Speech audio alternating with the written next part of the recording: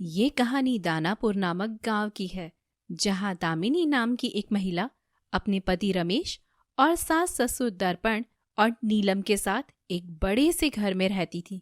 दामिनी और रमेश का ब्याह कुछ दिन पहले ही हुआ था। एक दिन सवेरे दामिनी रसोई में भोजन की व्यवस्था कर रही थी। तभी नीलम के पास उसके पड़ोस वाली शीला नाम की एक महिला आती है, जिसके हाथ में काफी सारे सोने के जेवर थे। अरे शीला बहन, आइए आइए आइए ना अंदर बैठिए। देखिए नीलम बहन, मैंने अपनी बिटिया के ब्याह के लिए कितने महंगे महंगे सोने के जेवर लाए हैं। ओह, लगता है आप दिया बिटिया का ब्याह बड़े धूमधाम से करने वाली है। शीला अपने साथ लाए सारे सोने के जेवर नीलम को दिखाने लगती है और यह देखकर दामिनी की आंखें फटी की फटी रह जाती है। दामिनी मन ही मन में सोचने लगती है, अरे वाह, यहाँ तो खजाना है। इतने सारे सोने के जेवर, चलो एक दो तो मैं चुरा ही लेती हूँ, बहुत मजा आएगा। दामिनी मुस्कुराते हुए शीला के पास आती है और उसके पास सोने के जेवर देखने लगती है। तभी मौका देखकर दामिनी एक सोने का हार चुपके से बॉक्स में से निकालकर अपने साड़ी के पल्लू में डाल लेती है। तभी दामिनी की सास नीलम मुस्कुराते हुए अपनी बहू से कहती है, अरे बहू, शीला बहन काफी समय से बैठी हुई है, इनके लिए चाय नाश्ते की व्यवस्था तो करो बेटा। यह सुनकर दामिनी बहू मुस्कुराते हुए कहती है, हाँ हाँ माँ जी, अभी लाती हूँ, आप बैठिए। दामिनी फटाफट रसोई में आती है और आटे के बर्तन में वो सोने का हार छुपा देती है। मन ही मन दामिनी मुस्कुराते हुए सोचती है, वाह माँ जी, क्या सही समय पे आपने मुझे रसोई में भेजा। चलो, एक सोने का हार तो अपना हो ही गया। दिखने में तो काफी महंगा लगता है ये हार। दामिनी फटाफट से चाय बनाती है और नीलम और शीला के पास आकर बैठती है। तभी थोड़े समय बाद शीला वहां से चली जाती है। उसे अंदाजा भी नहीं हुआ कि दामिनी ने उसका एक सोने का हार चुरा लिया है। दामिनी मन ही मन बहुत खुश होती है। चलो, मुझे चुपके से उस आटे के डब्बे से वो सोने का हार निकालना होगा। अब माँ जी ने अगर वो देख लिया तो सब गड़बड़ हो जाएगी। दामिनी तेजी से रसोई में आती है और उस आटे के डब्बे से वो सोने का हार निकालती है। हाय, क्या चमक है इस हार की। ये हार मेरे गले में कितना प्यारा लगेगा। चलो, अब मैं इसे अपने कमरे में जाकर रख देती हूँ। दामिनी जैसे ही वो हार लेकर रसोई से बाहर आने लगती है, तभी उसके ससुर दर्पण उसे आवाज लगाता है, अरे कहाँ हो बहू? बहू दामिनी, ओ बहू दामिनी, कहाँ हो बेटा? कब से तुम्हें बुला रहा हूँ, एक कप चाय तो ले आओ बेटा। दामिनी काफी घबरा जाती है। अरे बाप रे, कहीं ये बाबूजी और माँ जी को यह हार न दिख जाए। वो तो बाहर ही बैठे हैं। क्या करूं? अब एक काम करती हूँ, मैं इस हार को रसोई में ही कहीं छुपा देती हूँ। दामिनी घबराते हुए सोने के हार को गेहूं के डब्बे में छुपा देती है। चलो, यह हार को तो मैंने छुपा दिया। अब बाबूजी के लिए एक कप चाय बना देती हूँ। दामिनी फटाफट चाय बनाती है और बाहर आती है। तभी दामिनी की पड़ोसन शीला घबराते हुए नीलम के पास आती है। अरे नीलम बहन, मेरा एक सोने का हार आपके वहीं रह गया है शायद। मैं कब से ढूंढ रही हूँ, वो मुझे मिल ही नहीं रहा है। आप देखिए ना, आपके घर में ही कहीं होगा। क्या, सोने का हार? नहीं नहीं शीला बहन, हमारे यहाँ कैसे हो सकता है आपका सोने का हार? आप तो सारे जेवर यहाँ से साथ में लेकर गई थी।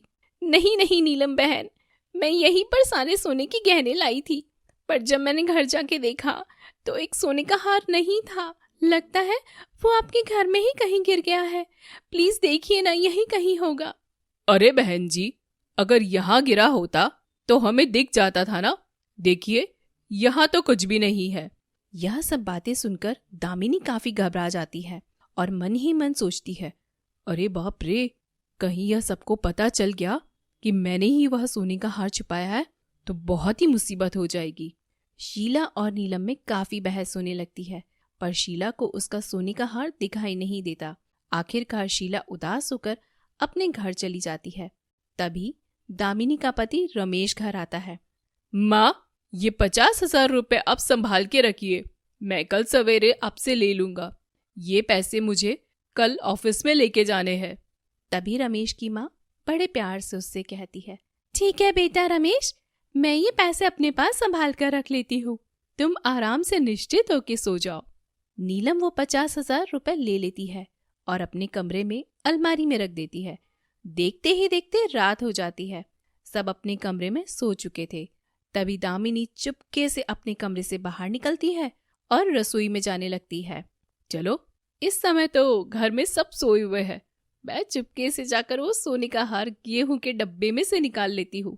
दामिनी रसोई में जाने लगती है। तभी उसके मन में एक बात आती है।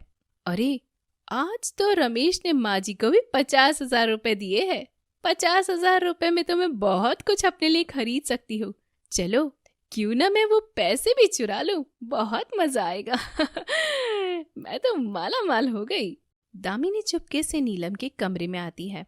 उस समय नीलम और दर्पण दोनों ही गहरी नींद में सोए हुए थे और अलमारी में से वो 50,000 रुपए लेकर बाहर आती है। दामिनी बहुत मुस्कुराती है और मन ही मन कहती है, इतने सारे पैसे, इन पैसों से तो मैं अपने लिए बहुत ही बेहतरीन जेवर खरीद सकती हूँ। मजा आ गया आज तो। तभी रमेश अपने कमरे से बाहर आता है और यह देखकर दामिनी घबरा जाती है और झट से रसोई में भाग जाती है। अरे बाप रे, ये रमेश कैसे जाग गए? अगर इन्होंने मुझे देख लिया तो ये मुझे नहीं छोड़ेंगे। क्या करूं, ये पैसे कहाँ छिपाऊं? रमेश धीरे से नीचे रसोई में आने लगता है। यह देखकर दामिनी काफी घबरा जाती है। तभी दामिनी घबराकर वो पैसे उसी गेहूं के डब्बे में डाल देती है जिसमें उसने वही सोने का हार रखा था। तभी रमेश रसोई में आता है। अरे, आप यहाँ हो दामिनी? मैं कब से आपको ढूंढ रहा हूँ। रमेश जी, मैं वो पानी पीने के लिए आई थी, बस बहुत प्यास लग रही थी ना, इसलिए जरा रसोई में आ गई। रमेश रसोई से पानी पीता है और दामिनी को लेकर अपने कमरे में चला जाता है। देखते ही देखते रात बीत जाती है। अगले दिन सवेरे नीलम जब अपनी अलमारी में देखती है तो उसे वहां पैसे नहीं दिखते। यह देखकर नीलम जोर जोर से चिल्लाने लगती है। उसकी आवाज सुनकर सब नीलम के पास आते हैं। अरे क्या हुआ भगवान, इतना क्यों चिल्ला रही हो? क्या हुआ माँ, इतना जोर जोर से क्यों चिल्ला रही हो? ऐसा क्या हो गया है माँ कि पूरा घर ही सिर पे उठा लिया तुमने? अरे अरे अरे बेटा रमेश, मैंने कल इसी अलमारी में 50,000 रुपए रखे थे और अब देखो ना, यहाँ अलमारी में पैसे ही नहीं है। कहाँ चले गए बेटा? क्या माँ, वो पैसे मेरे मैनेजर के थे, उन्होंने मुझे एक रात संभाल कर रखने के लिए दिए थे। अगर उन्हें आज ये पैसे नहीं मिले तो वो मुझ पे बहुत गुस्सा करेंगे माँ, मेरी नौकरी चली जाएगी। हे भगवान माँ। दर्पण काफी घबराते हुए कहते हैं, पर घर में से पैसे कहाँ जा सकते हैं? घर में ऐसा कौन है जो पैसे चुरा सकता है?